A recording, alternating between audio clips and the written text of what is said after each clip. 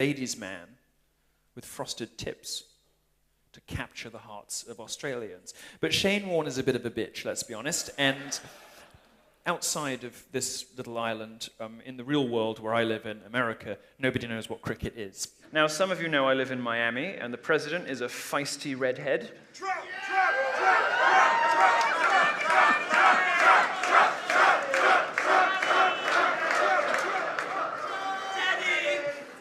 Thank you. It starts with the early adopters who are sort of over-enthusiastic, and then the smart people who've actually read my columns chip in. Thank you. Daddy. Just kidding. Thank you for that. It's remarkable about him. He can provoke chants like that in Australia, where it's not even the same day as the rest of the world. I said that a few nights ago, and somebody said, "Yeah, we're living in the future."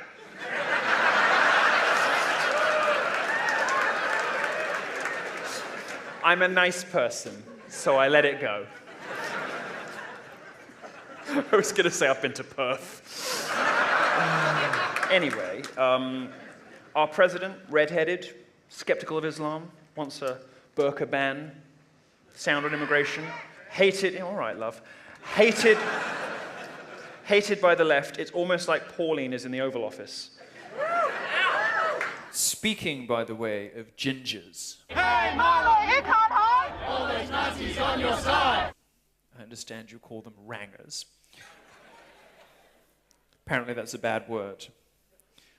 I got into trouble when I arrived in Australia for my judiciously chosen comments about Julia Gillard. I said, this is important, this is not a laughing matter. It's not a laughing matter. I said, and I quote, that I thought she was a bit of a prick. Now, the Sydney Morning Herald was very upset with me.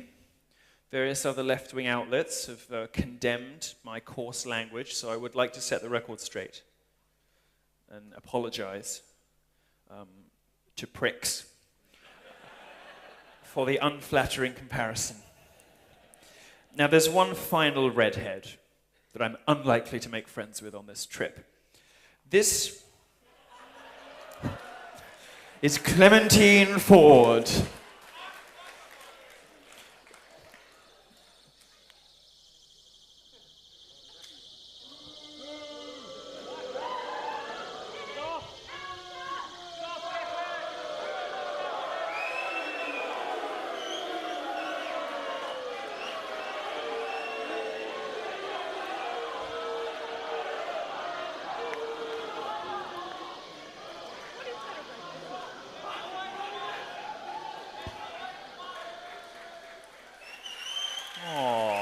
Give them a round of applause.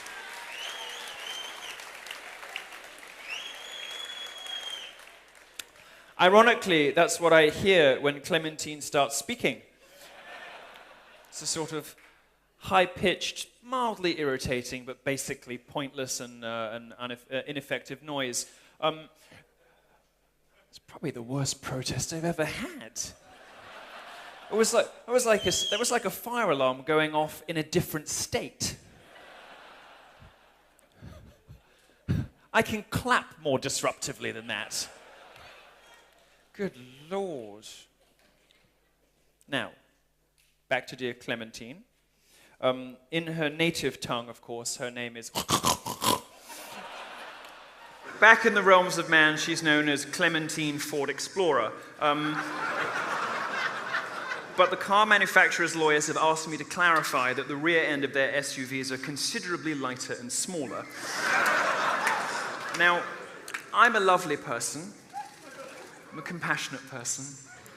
I'm a sweet, decent person. So I wanted to know when I came to Australia what had driven poor Clementine into the terrible state that we see before us these days. What childhood trauma, what horrible affliction had she been born with that left us with the gruesome, gargoylic apparition we now see in front of us. And then I discovered she was born in Queensland.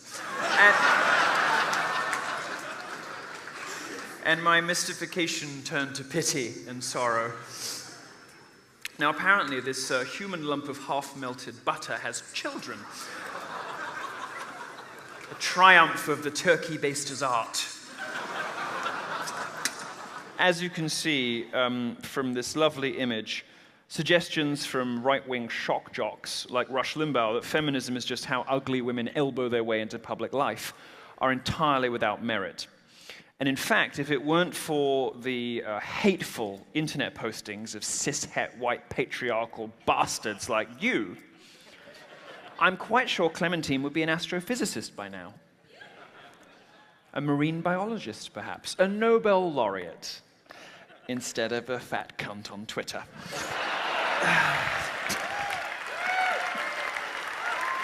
Now, we should be nice. We should be nice. We should remember always to be compassionate, because we're nice people. Acknowledge that Clementine is a fighter. She's been fighting love handles her whole life.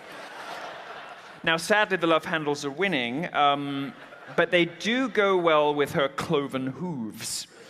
We must move on. We must move. I don't like to dwell on the mean things, because I'm a nice person. I'm a sweet person. I'm a loving person. But I do it because for decades, the progressive left has hurled insults at you. They've called you racist. They've called you sexist. They call me those things too. They even call me, what do they call me? They call me homophobic, transphobic, white nationalist, pedophile apologist. Well, let me set the record straight. Only transphobic is true. Because aren't we all, really? But they've been doing this for a long time, and you see, the thing is, if someone in this room, and I'm sure none of you would do this, but let's say, for instance, that accidentally somebody had wandered in who had unsavory views about other races. If that person were to turn to somebody in the street and call them the N-word, who looks bad? It's not the black guy, is it? It's the person who used the name. When you use racial slurs or real, genuine examples of sexism, it's you that looks bad, not the object of your hatred. But racist is an allegation. It's not mere name-calling. You're inferring something about that person's moral character. You're accusing them of something. You're laying down a charge which must be answered. And in that way, at least, it's far worse, especially when it's done entirely frivolously.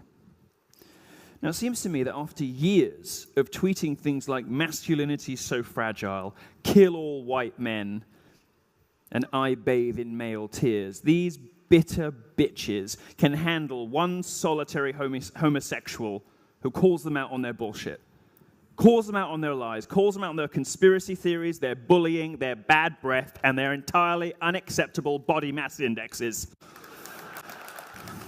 Since 2015, I have been receiving DMs, letters, used underwear,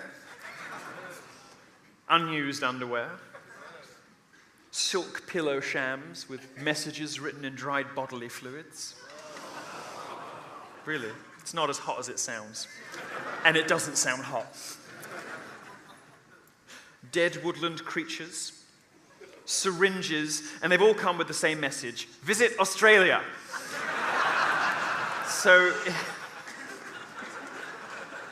So here I am. Australia's reputation for venomous creatures has not been exaggerated.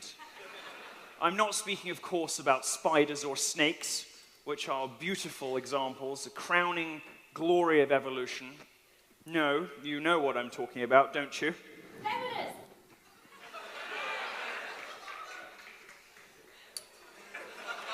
Don't you think I might be allowed to deliver my own punchlines?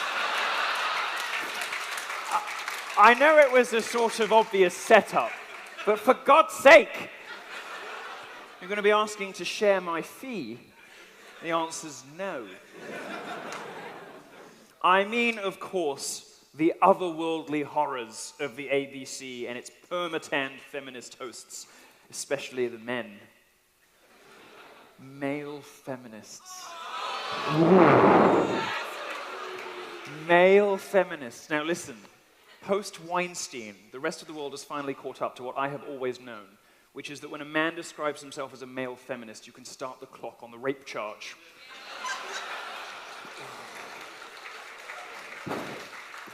Now, the main two differences between venomous snakes and television feminists: one, snakes are beautiful, and two, they don't bother you unless you bother them.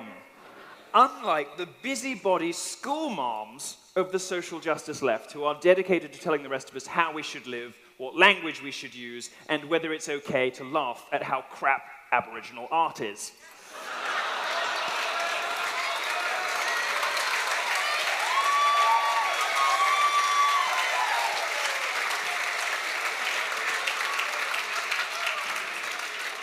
Now, I can say this because I don't live here, but it really is shit.